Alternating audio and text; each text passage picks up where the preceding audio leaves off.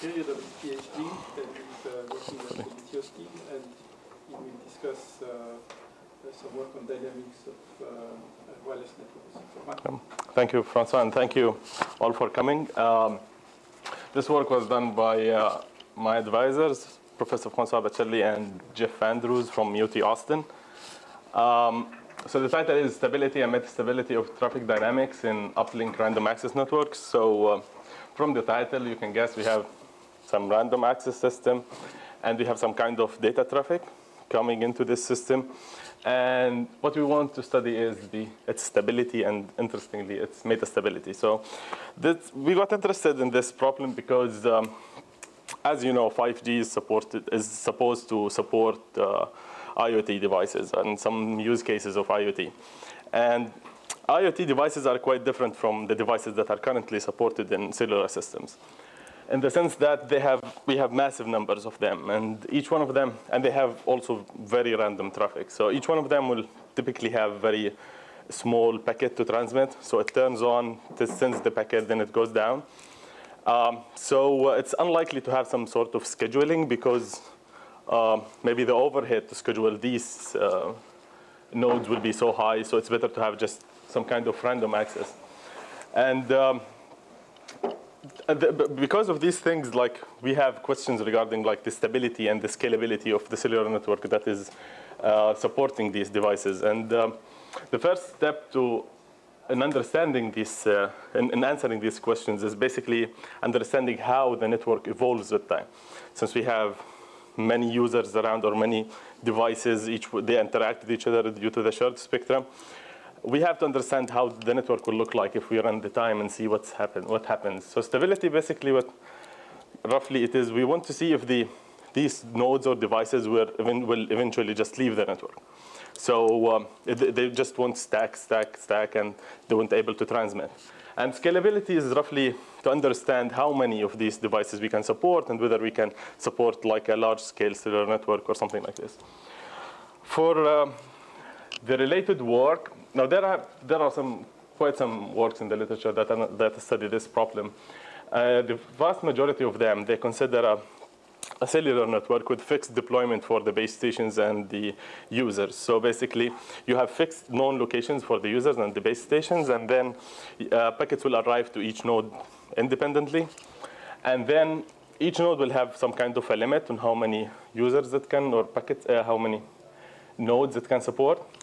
So, and they assume this packet SINR model, like SINR collision model, which is roughly if the received SINR is larger than some specific threshold, then the packet is successfully transmitted. Otherwise, it's just queued back. So in these works, there is no sense of stability, since we have like kind of finite number of users, a finite limit on the nodes that we can support. But it enables us to do some delay analysis. Perhaps the most relevant work to what I'm going to discuss now is something that was done by Francois and Abhishek, which is where they consider a D2D network. And then you have a dipoles of receiver and transmitter, like falling from the sky. And then each dipole will have a packet to transmit, or a file to transmit. Once the file is fully transmitted, then it just turns off. So here we have some sense of stationarity. We have some sense of stability also. Now, the reason why these problems are typically not very nice avoided is that due to the shared spectrum, all of these nodes will share the same spectrum, so they will have some kind of interactions between them. And this interactions typically makes it quite hard to accurately analyze the network or perfectly analyze it. It's in some sort, it's like the famous interacting queues problems, where stability region is known for very specific cases. And this is why typically these problems are overlooked in the literature. So you can think of our work as an extension for this one, but with some kind of a bit more cellular structure. So we consider, this is the system model. We consider a single base station that is located at the origin.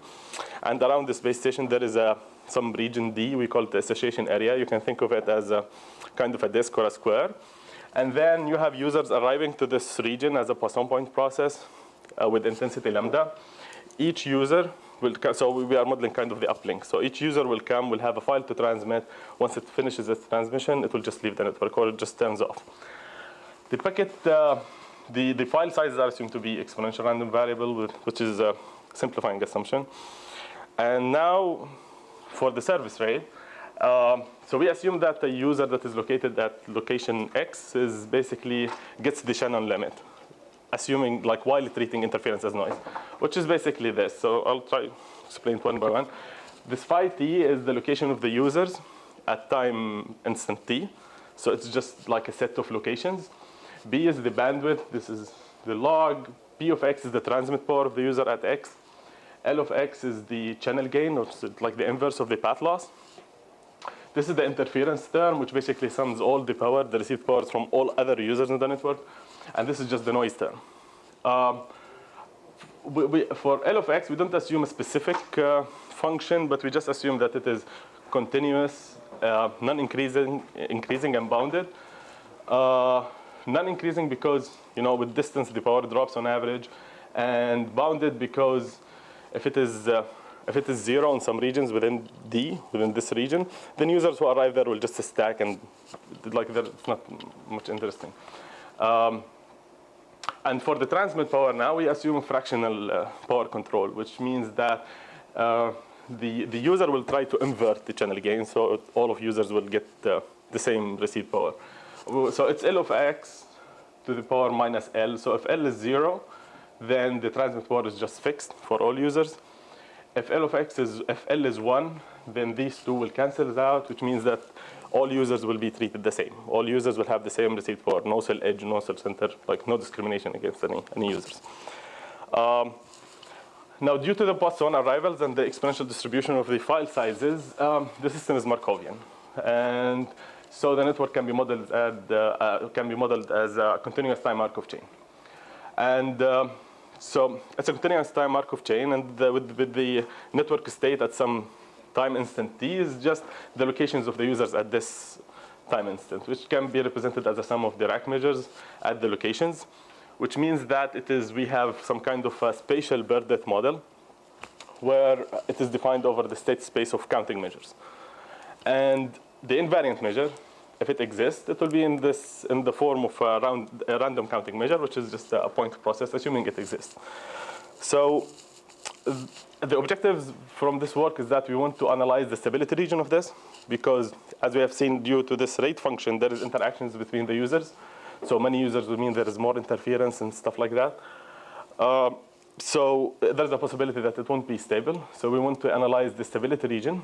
And the second is that, assuming it's stable, how the network will look like in this stationary regime. Like if you run the time long enough, how the distribution of the users will be. So we start by the first one and start by two definitions. So first of all, we call the network stable if the number of users in the network converges, weakly converges, regardless of the initial state. And we define also the critical arrival rate, lambda sub c. And we mean by critical arrival rate is that for all arrival rates that are higher than this critical threshold, the network is unstable. It's actually transient. And below it, the network is stable. So it converges regardless of the initial conditions. And the first objective is that we have to find this lambda sub c. So this is the first result that we have. So lambda sub c is basically the bandwidth multiplied by 1 over the file size over the natural logarithm of 2 multiplied by the area of this association region that we consider. Precisely, if the arrival rate is larger than this, then the Markov chain is transient. If it is less than this critical threshold, then it's actually ergodic with a unique stationary distribution. So it's a bit stronger than what we talked about. So it's a simple form. It's nice because of two things. The first one is that it's independent of the noise term, the noise variance, which is kind of expected since once we operate close to this critical arrival threshold, it's expected that you will have many users in the network, which means that the interference term will dominate and the noise will just vanish. The other one is that it's independent of the specific path loss function that we choose. And this might be a bit surprising. This will be clear later on, but for now, I'll say that L of x does not have an effect on the stability region. It actually just shapes how the network will look like in the stationary regime. It will become clear in now, the second. Which one? D. So it's the area of the association. So we consider a base station at the origin. It has an association area around it, some region around it. It could be anything.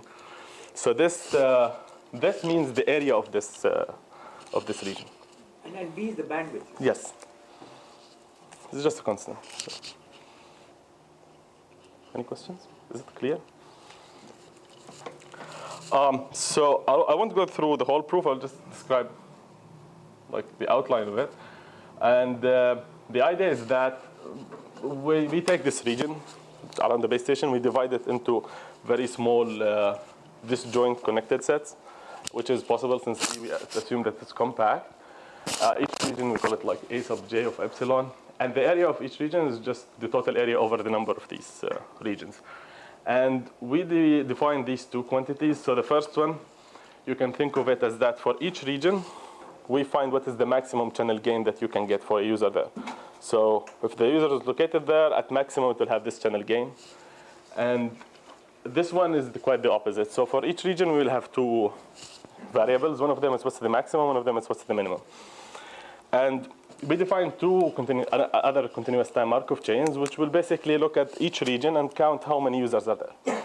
So it will basically be 1 by n sub epsilon vector. And so it's k sub I, where k sub I is just the number of nodes in this region, which means that now it's defined on a countable state space, and we can, like, it's easy to use the theory that we already know about countable Markov chains. Countable state Markov chains. And so now we define the state space. We have to define the arrival rate and the departure rate. The arrival rate for each region, we set it to be epsilon multiplied by lambda. Lambda here is the arrival rate for the original Markov chain, which means that over the whole region, if we sum over this over the whole regions, we will get lambda, which is the same as the arrival rate for the original system. Now for the departure rate, and now it becomes clear why we use this funny notation. So for a user that is located in some region A sub I, we define the departure rate, the service rate for this user as this. Now this is the minimum received power that you can get from this region. And this is the maximum interference power that you can get, which, as you can guess, we do it this way because we want this to be always less than the original departure rate. So given the same configuration of the users, given a user, this departure rate will be always less than the original one. And that's the opposite for the other one. So you take the maximum power for the received power and the minimum power for the interference. And based on this, we have these theorems and lemma. So the first one is that the original Markov chain is phi reducible, which is kind of intuitive because you can pick this phi to be just a unit mass at the origin, the empty state. And since we have finite arrival rate and non-zero departure rate, you can always find a positive probability that from any configuration of users, you will reach the empty state with positive probability. The second one is that the one that we defined with this departure rate stochastically dominates the original one, and it's the other way around for this Markov chain due to the reasons that I mentioned regarding the specific construction of the departure rate. Now, the first theorem is that this Markov chain is stable with a unique distribution for all lambda less than the threshold we talked about. And because of its stochastic dominates this one, it means that if it's stable for this, it's stable for this, which means that the original Markov chain is stable and the other way around. So the other Markov chain is transient if it's above this threshold, which means that the original one is transient. I hope it's clear. So these two can be proven by simple coupling arguments. And these two can be proved by using some drift criteria, like some stuff like Lyapunov Foster criteria, something like this. And of course, the uniqueness of the original theorem, the uniqueness follows from this and that it's phi irreducible. So now we know that the network is stable. We achieved the first goal. Now we want to see how will it look like when it's stationary. And speaking too fast. So for now on, we will assume that lambda is less than this critical threshold. And we want to see, we know that there is a unique distribution. We want to characterize this unique distribution. Now, since it's stable, we know that the rate conservation principle applies. And by the rate conservation principle, we mean that at any location, the departure rate should be equal to the arrival rate. And in our case, it's this. So basically, lambda over mu is bit per second per unit area. And this one here is the same. Gamma of x is the intensity function, or the first order measure of the point process in the stationary regime, which roughly represents like how many users are at this location. And this is the arrival rate that a user at x gets, given that there is a user here. So given there is a user here, what is the rate that it gets? And this is like the average over the locations of the other users in the network. If we substitute the rate, we will get this one. Here I'm using what we call the low SINR assumption. So the log term just simplifies to this. Everything extends to the original case. So the issue here now is that we don't know phi. We don't know the point process. We don't know like it's the distribution. We don't know anything.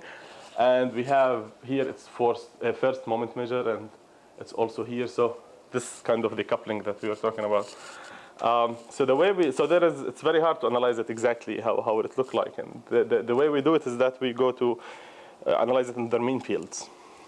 So in mean field, it basically means that each user, instead of receiving interference from the current active users in the network, it will just see the time average of it. Which means that each user will see identically the same time average, which means that users will evolve with time independently. And this basically changes this dependence here. It goes, and because of this dependence, you can see it as that the phi here is just a Poisson point process with inhomogeneous Poisson point process with intensity lambda sub p. So here we kind of killed the dependence between the locations of the users, just for the sake of tractability. And we want to see how will it look like. And we know how to do it using simple techniques like probability genetic function and stuff. I won't go through the exact analysis. This is how will it look like under this assumption. So we have that the intensity function is inversely proportional to the path loss, to the channel gain, with some scaling factor, and this scaling factor is the solution of this fixed point equation. Now, just from here, we can see that the effect of the path loss is directly reflected into the intensity function, which kind of answers the question before, like why the stability region does not depend on the specific path loss. Well, because the path loss will just change the intensity function. Higher L of x means that lower number of users there are less, and vice versa. Now we want to see we want to see if this has a solution, if it doesn't have a solution, if it has multiple solutions, we don't know, right? So we could. C star is a function of t or x? Sorry? So the t is just we integrate. It's a number. It's a number. Yeah, it's just a constant that is a solution of this. So t here yeah, I see what you're saying. So t here is not time. T here is just a dummy variable that we integrate with respect to it. You might explain how you get the fixed point equation, perhaps, in a few words. Okay. Answer the question. Okay. So so we get the fixed point equation by averaging over phi. Averaging over phi means that. Can I write on board? No. Okay. So. Yes, there's a board here. Let's turn on the light as Hmm? well. The light.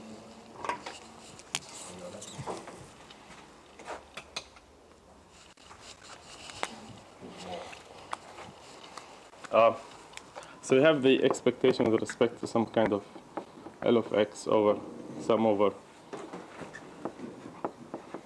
y into phi, L of y, plus some noise variable, some form of this, right? And then we use that expectation of 1 over x is simply the integral from 0 to infinity L of x of t dt, and L of x is just the Laplace function of the.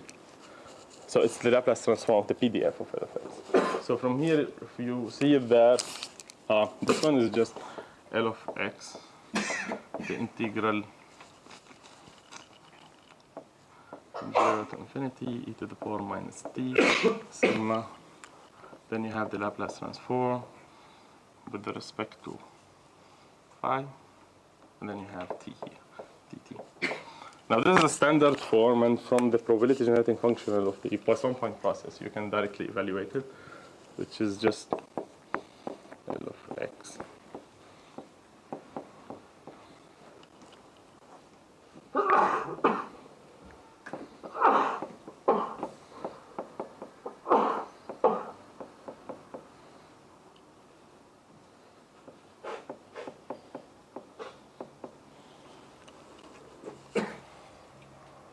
And then here we have dt.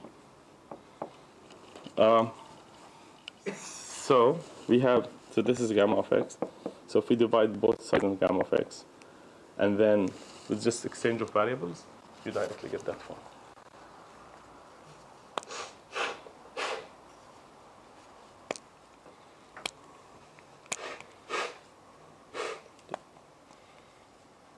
So you find the function gamma of x? Yes. So we want to find gamma of x, and so you can say that this is why. And from here you can see it's function of the whole integral, so you can replace it with 1 over L of x or something like this if you do it, and you will get the form that is there. Let me show you the form again.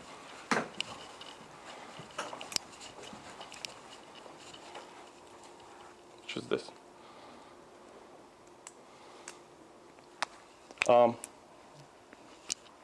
So yeah, now we want to see what is, if this has solutions, doesn't have solutions, whether it has solutions, and if it has a unique solution, right? So we consider a numerical example. So we set the path loss to be, so let's assume L of the distance is 1 plus r to the power minus eta or something like this. We pick some numbers for the other parameters, and we plot this is the average number of users, and there we plot the arrival rate. This is typically done in the other way. So typically they do the arrival rate and then what's the departure rate of the number of users. The reason we did it this way because the original fixed point equation actually has two solutions. So this is the critical arrival rate that we talked about. We know that the network is unstable here and stable here.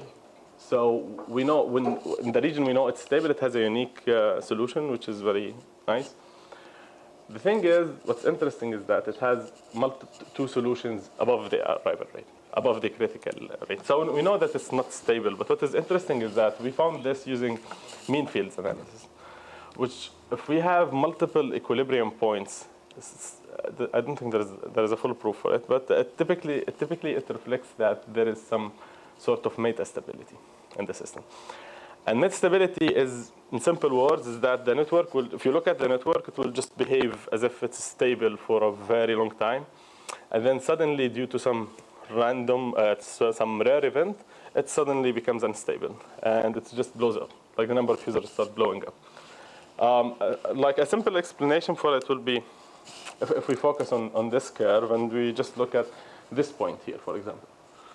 When the network operating on this equilibrium point, which is a solution for the fixed point equation that we have, if you increase the arrival rate, the number of users increases. If you decrease the arrival rate, the number of users decreases, which is like this is physics, right? Like this is expected. So you can say that the physics are maintained or something like this.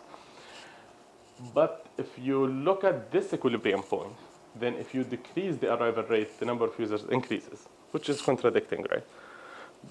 Which means that if at this point it's unstable, and at this point it's stable. Now, due to the Poisson arrivals, you can have any arbitrary large number of arrivals within a specific period, although it happens with a very small probability. It's always guaranteed that you're going to jump from here to here within eventually, which means that eventually the network is not stable.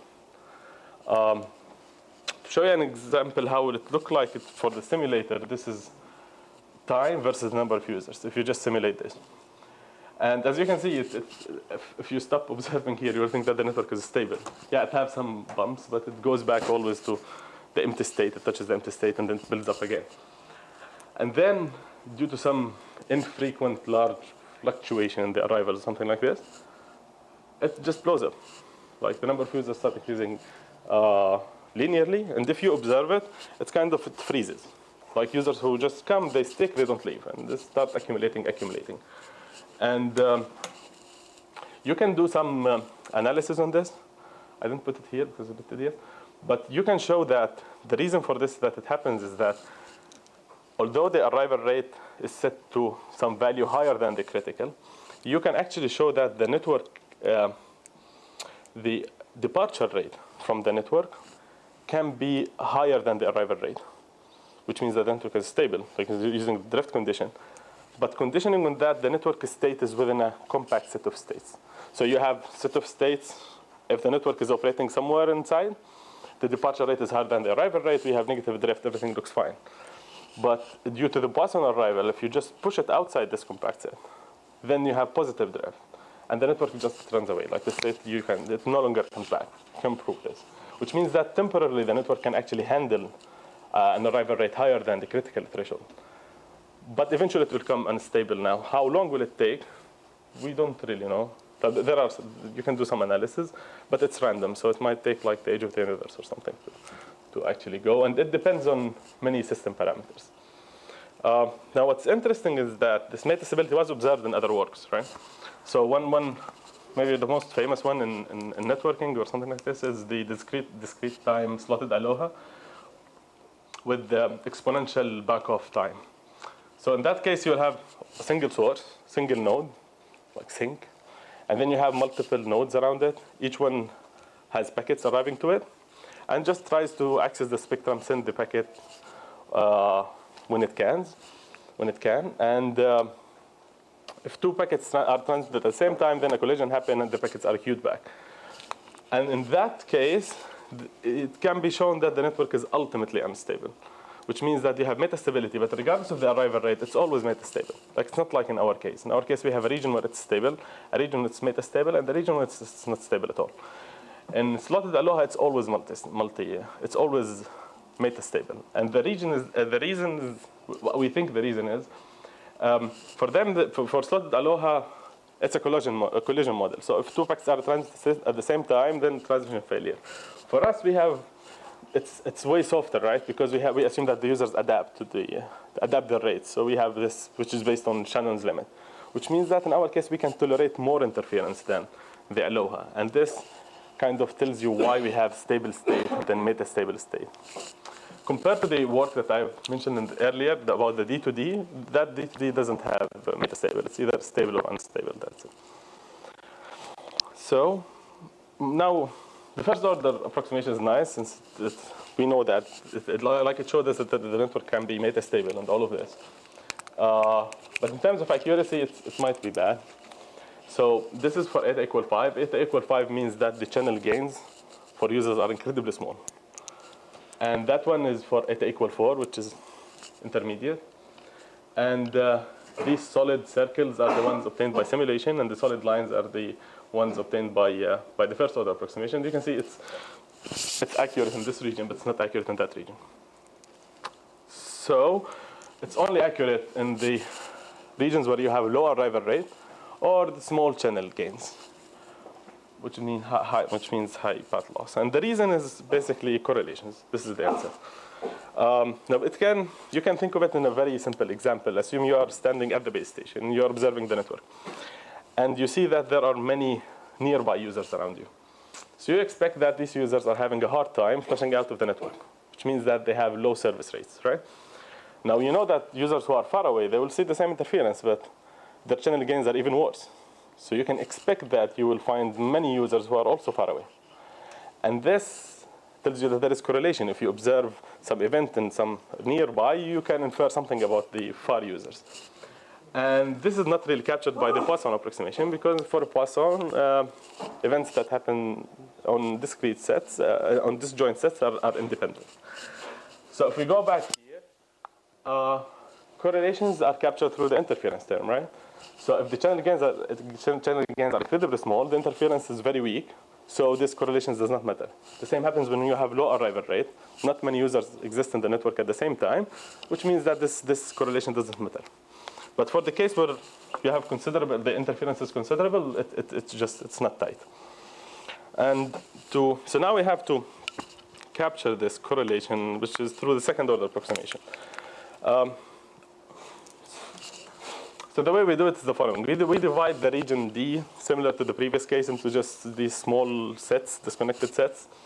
And each one has the same area epsilon. But now we assume that n epsilon is huge, which means that within each region, with a very high probability, you can find either 0 or 1 user. You cannot find 2 users, for example. And this can be done because we assume that the network is stable. So it's stationary, which means that you have number of users is finite. And we also focus on a tiny period of time, which is like delta t, such that the probability of more than one arrival in this delta t is negligible, which is also possible due to the Poisson arrivals. And then we just look at one region, how many users are there. We condition on the number of users in all other regions. So each region can have only 0 or 1. That's it. Like it cannot have 2. It has 2 with very small probability, which means that it's a two-state Markov chain. And using the balance equation, you can find this form or this form. Now this is the first order measure that we talked about. It's like the intensity of the point process. This interference term here is the conditional interference you see from other points, conditioning on that there is a user at x, or here at xm. So ideally, we want to take the average on both sides, right? We want to average that side is already fixed, but we want to average this one. But just the mean, if we just look at the mean of this interference term, you can see that it actually depends on the second order measure. And second order measure typically, like you can think of it roughly as what's the probability I'm going to see a user at xm given that there is a user at x. Not directly that, but it's very related to it. Which means that to find the first order measure, you need the second order measure. Now to find the second order measure, now we look at 2 regions, not 1. So you can have 4 states, 0, 0, 1, 0, 1, 0, 0, 1, 1. I probably mixed them, but it's fine. And then we do also the balance equation, and we get the same thing. We get this interference term, which is conditional on the fact that there is a point at xm and a point at xk. Now the mean, if we just want to look at the mean alone now depends on the third order measure, which is what is the probability to find the user at x given that there are 2 users at xm and xk. And this is quite kind of natural if you think of it, because to fully characterize the system, you need to account for all the correlations, the correlation between any arbitrary number of points, right? So if you have 10 points, what's the probability I will find the 11th or something like this? So, which means that this chain of dependence will keep going on and on and on. And this is not the first time it was observed. It was observed before by a work with Francois for CAN P2P super scale. We can't just keep going. So we have to do some approximations. So the first issue is that we don't have the third order measure, and the second is that these probabilities here cannot be directly evaluated using the moment measures. So we do the following approximations. So the first one, we just factorize these, and we also factorize the third order measure as the second multiplied by the first. And these 2 approximations, they actually inherently assume some kind of independence, which we exactly trying to avoid. But since we hope that we capture independence in other terms, so we hope that it's enough to capture it, to assume independence here. So using this and then also mean field analysis, you'll get these ugly equations. And it's like 2 coupled fixed point equations in gamma 1 and gamma 2. And this gamma 3 here can be factorized in any convex combination of these guys. So we can't tell much from this one here, except that it is really accurate. So if you look here, the dots are the ones we found by simulation. This is the first order approximation. These x's are the ones we find by the second order approximation. And you can find this incredibly tight for regardless of the arrival rate, regardless of the path loss. You can use, of course, you can change the channel inversion parameter, and from our results, it's typically very nice, which means that it's really sufficient to capture the correlation between any 2 points. That's enough. You don't need to go to higher orders. If you go, you'll you will see very minor differences, and that's the point. So now we have achieved the 2 points that we needed. We know what's the stability region. We know how it looks like in the SINR regime. We discussed the metastability. The final thing I will show is just to check our intuition. Like so the whole reason we did the second order approximation is because of correlation, right? We said that if I observe a nearby user, then I'll infer that there are also many cell edge users. The opposite is not really meaningful. Like if I see a far user, it doesn't mean that I'll have many inner users. So to do this, we plot the intensity function like that we got before. So this dashed line is the intensity function, assuming that there is a user, like the observer is a user at the origin, which is very next to the base station. The blue one is we assume that the observer is at the cell edge, and he looks at the network. And this one is the one obtained by the first order approximation, which is just a PPP. And you can see that given changing the location of the observer actually changes the intensity function of the interference a lot. So you can see the difference between this one and this one. It's huge, which means that you really have to capture correlations in the network. It's not enough to capture like time correlation. You also need to capture spatial correlation between these users. But it seems like only capturing the correlation between 2 points is enough to characterize the network and get some tight results. And I guess that's it. Very fast. Thank you. Any questions?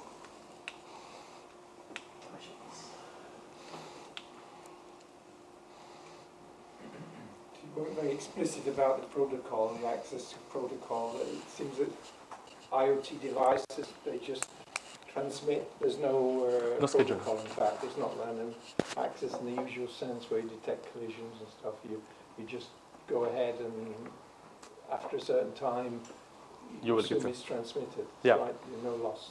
Yeah, so there are 2 points. The first one is that there is no scheduling. So you don't schedule specific resources to specific devices. And the reason is that there are many devices and you really don't know when they are coming. So maybe scheduling them, the overhead for scheduling them and measure all the stuff to measure to schedule them, the overhead will be so high. So it's likely what's going to happen is that no, they will actually access the spectrum without informing the base station. The second is that what you mentioned is there is no protocol, and it's not really that because we assume Shannon capacity. Shannon capacity assumes that the rates are adapted according to the interference and the location, right? So there is a protocol because you assume that the rates are adapted and that the message is perfectly received by the base station. Power is adapted. Yes. Yes, the power adapted, and also to use the log term, you inherently assume some kind of adaptive coding, right? Which is just to use the Shannon formula. So inherently we assume some kind of protocol, but it's not in the usual sense of Aloha that they will sense and then collision model, like SISMA or something like this. We don't have that. Yes? Is it difficult to have a refined analysis of these first order moments, and is it computationally difficult to have next order moments, and maybe it allows to say something at the vicinity of the transition point? I'm sorry, like precise ratio frequency and the lambda c. yeah. So this is the second order measure, and you can see that compared to the first order measure, it's way more complicated. Now, if you want to go to higher order measures, what will happen is that these points will start getting more closer to the simulated results, but at the expense of a huge complexity, computational complexity.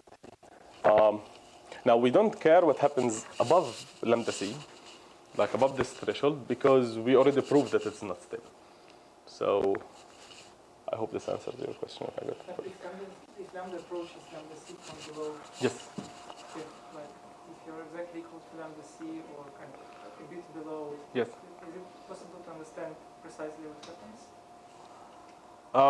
So if it is just epsilon below lambda c, you know that it's stable, and you know there is a unique stationary distribution. To describe it, you can use this second order approximation. If it's just below it, you can see it's not very far from the simulated area. And why it becomes unstable is like why if you increase it a bit more it becomes unstable is just users will start stacking on in the network, and they don't flush out quickly enough. Coming back to the question like this, if you look to network for IoT like Sigfox or some other networks like this, they use ultra wide bandwidth, and they send tiny small of data, but there is a distance in time, distance limit between two transmissions. So this is a kind of a protocol. It's very simple, but they do have a protocol. And they transmit several times the same message in order to do it best to ensure that the message has been well received. Oh, okay. So do they check if the message was correctly transmitted or something, or just a transmit? In some cases they can have an acknowledgement, but it's in the upper layers. Yes. So. This is performed. Yeah.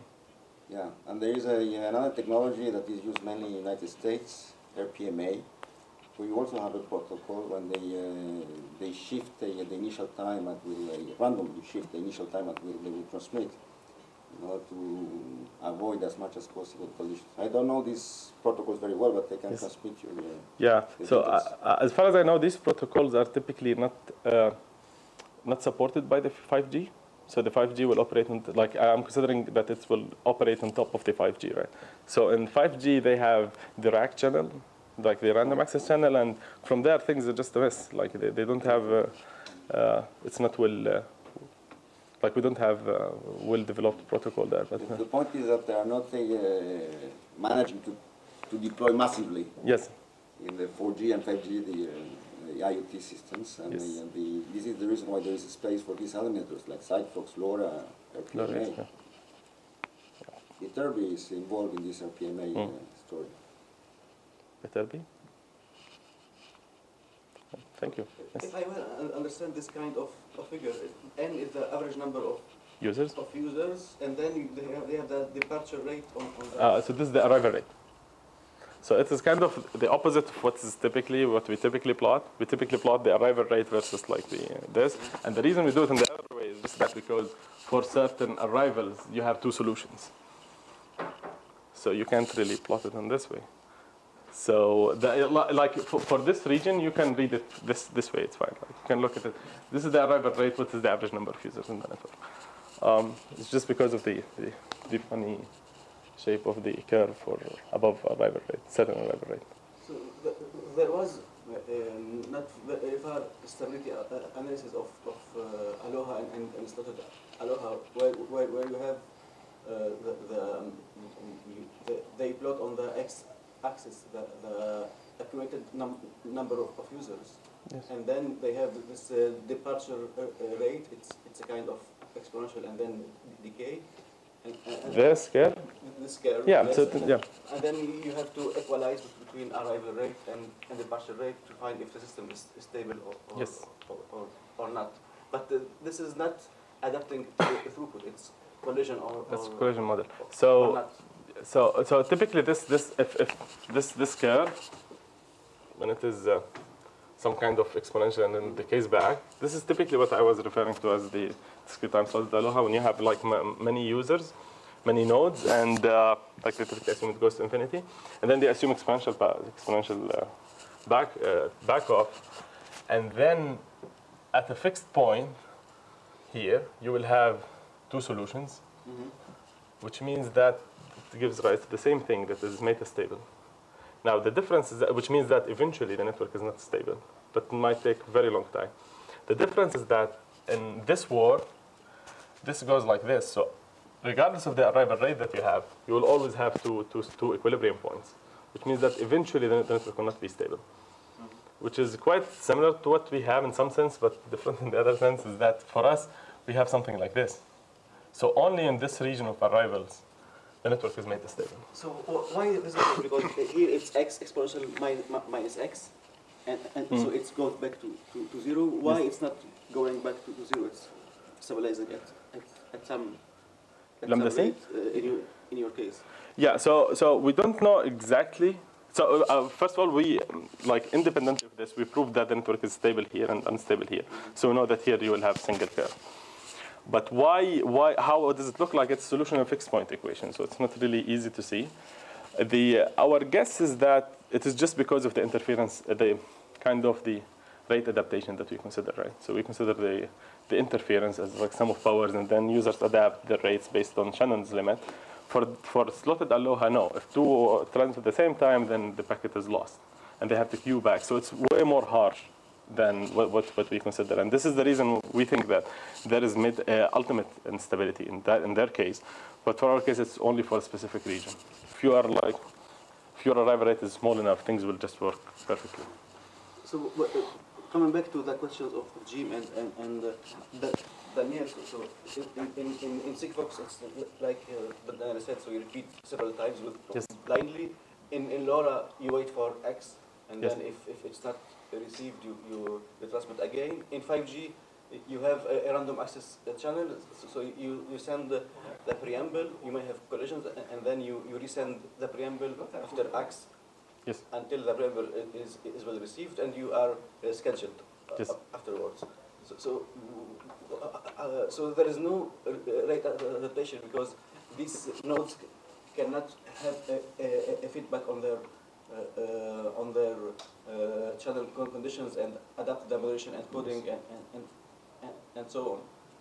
So you can think of this as like, so for in the 5G, they will send the preamble or something, and then if it is like received successfully, they will be scheduled and moved to another resource block, and they will do whatever they want. So it is kind of the initial access problem, right? So you can think of this as the upper bound in the initial access. This is what happens if you perfectly adapt the rates. If you know the channels and you perfectly adapt the rates, this is what you get. If of course it's not perfect, so you can always scale the capacity inside the log. You can add some factor to account for like discrete rate adaptation levels and these things. If they don't have at all rate adaptation, then it's quite different from this. This is just an upper bound because you have then to add like kind of an indicator function inside the log. That if the SINR is above a certain threshold, then it's received successfully. If it's below it, then it's not. So this is kind of an upper bound in the initial access.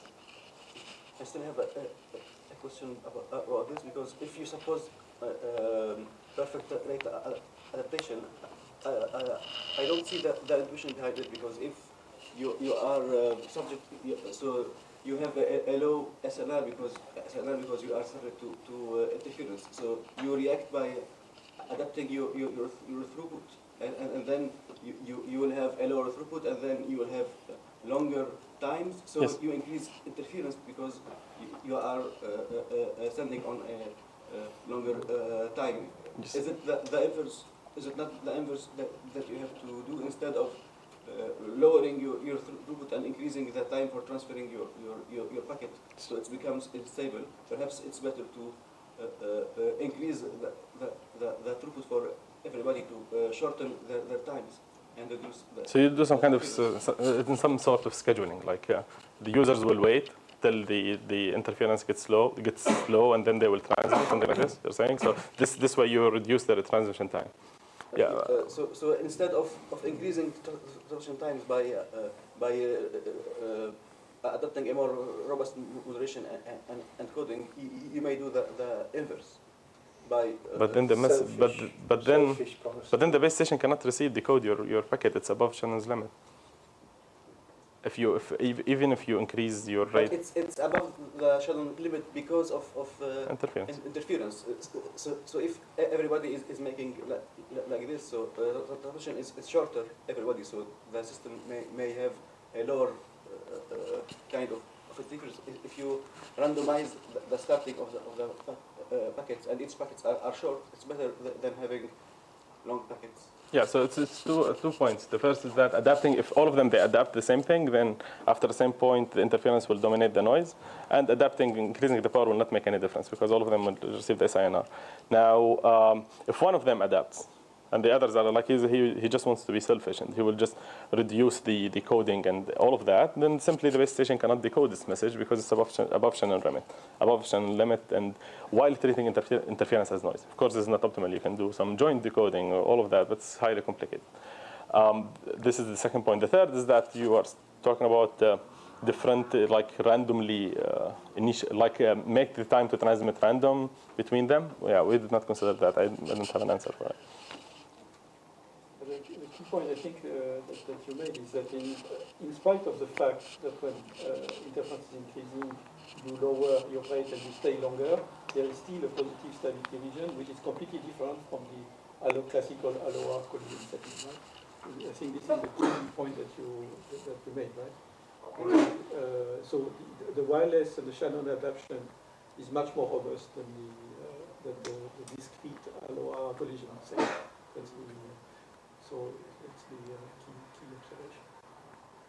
You might want to say a few words on the multi-cell case. Yeah. I hate this word. So assume now we have multi-cell. So you have multiple cells, and each user will arrive within the association area of one cell will be served with this cell, from this cell, and they will receive interference from users within this cell or from all the other cells.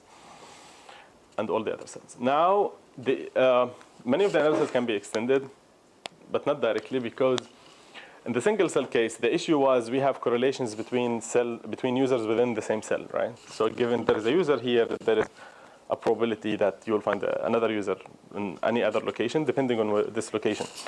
The issue in the cell is that you have this correlation, but you also have correlation between cells, which means that if a cell is congested, then it will give massive interference to the nearby cells, which means that the nearby cells will start being congested. And this will start propagating through the network. Now, this has two effects. The first one is that the analysis for the second order approximation are a bit more involved, because you have to capture correlations not only between users, but users within different cells. And the second, which is regarding the metastability. So remember, the metastability happens, the network acts stable, and then due to a rare event, it becomes unstable. Now, if you have multiple cells, let's say so many of them, then the probability that this rare event happens happens in the network is higher, because it can happen in any one of them. And if it happens anywhere in the network, it will lead to an instability, which means that the time to get to instability reduces with the number of cells that you have. So more cells means that there is more probability that this rare event is going to happen. And when it happens, it's going to propagate throughout the network because of the massive interference. We are working on that. We still haven't finished it, and soon it should be ready, hopefully. Any more questions? Okay. Thanks a lot. Thank you. Thank you all.